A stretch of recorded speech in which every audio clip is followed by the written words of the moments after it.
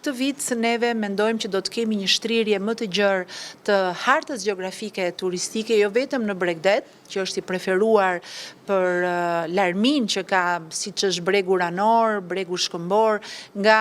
Velipoja deri në Ksamil në Sarand, duke mos harru Shëngjinin, Durrësin, Kavajën, Fierin, Divjakën dhe Vlorën, por pjesa e brendshme e territorit Shqipërisë ofron këtë verë potenciale të jashtëzakonshme dhe oferta shumë interesante, për sa i përket turizmit gastronomisë, turizmit ushqimor, për sa i përket turizmit të agroturizmit ose turizmit bujqësor,